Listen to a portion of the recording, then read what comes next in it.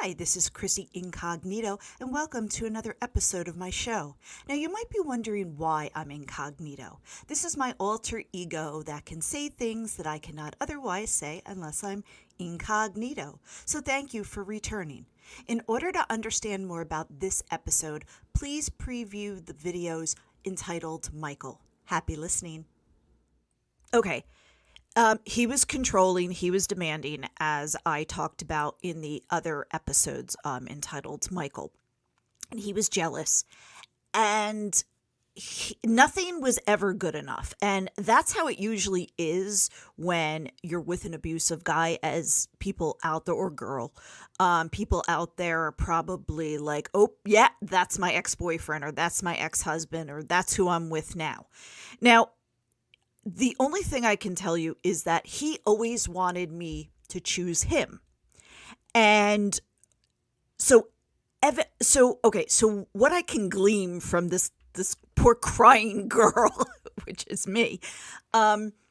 So I was talking to Stacy. Stacy was talking about some boy, right? And I was listening. Well, Michael probably came around, heard us talking about boys, and blamed it on me. Why are you talking about boys? Why are you doing this? Why are you doing that? And I'm like, I'm just listening.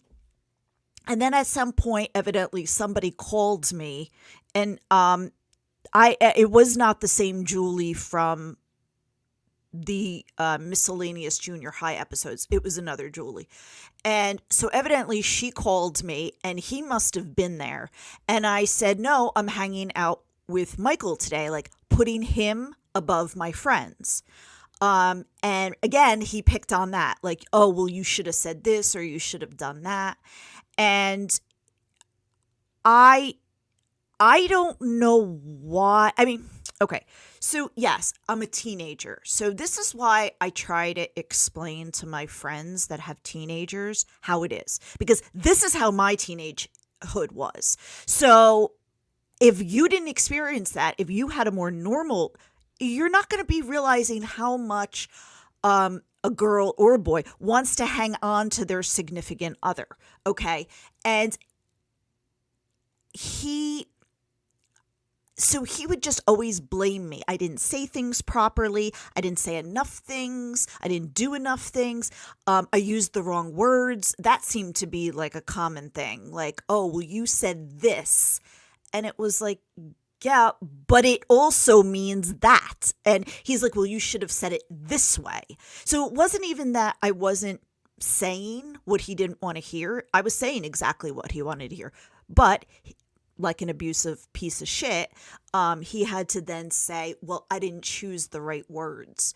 And I remember that being a common theme. Like I would be saying something that I was supposed to be saying, or something that he wanted to hear.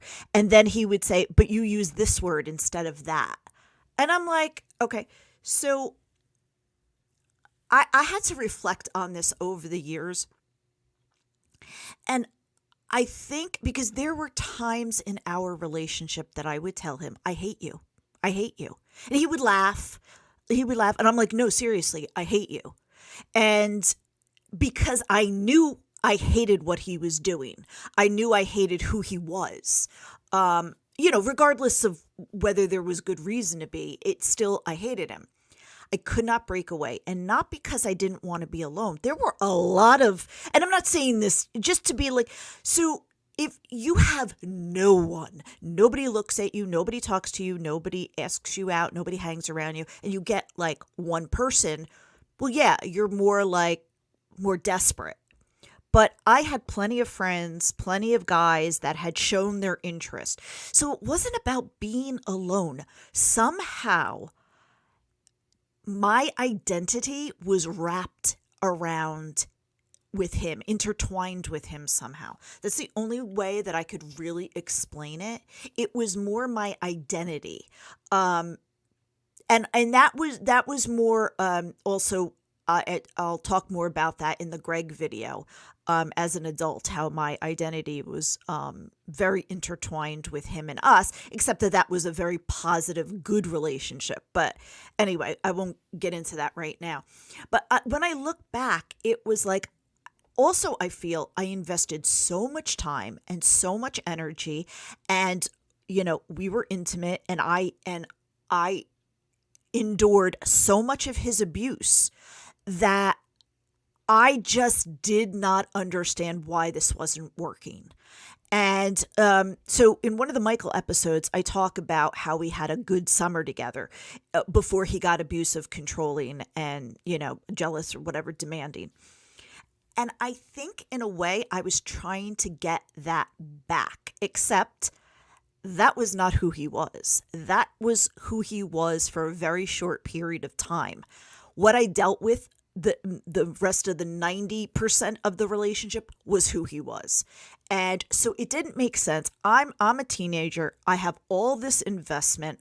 I have all this time wrapped up in him. I've endured all of this crap.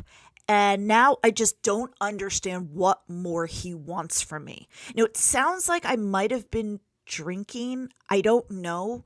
But it wouldn't be unlike me to drink a little from the liquor cabinet and get some strength to kind of tell him my position.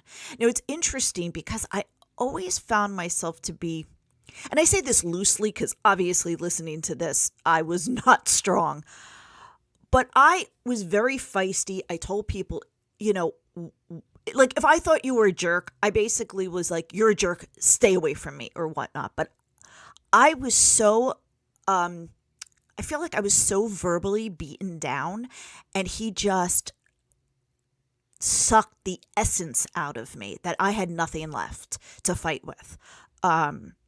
So I thought I thought it was going to be longer. Just weird, very interesting. There's tons of other tapes. There's one of Eric. That's what I thought was on here. It may be on here somewhere. So what happened was it was actually a conversation with Eric in which I was on my sister's phone. Okay, because she had her own line at that time because she was working and she paid for it. So at that point, the main house phone is open, so that's what I used. He called while she was at work, and I slipped a tape into the answering machine, and I taped it. So you hear me and you hear him. And I mean, I've played that video over, at that time a lot. So I just remember I was really, really ditzy, and he was really, really a pervert. Like, that's all I can remember. But I'm going to try to find that one. And I do thank you for listening to this. I hope it wasn't too crazy and erratic all over the place. And this is Chrissy Incognito wishing you happy listening.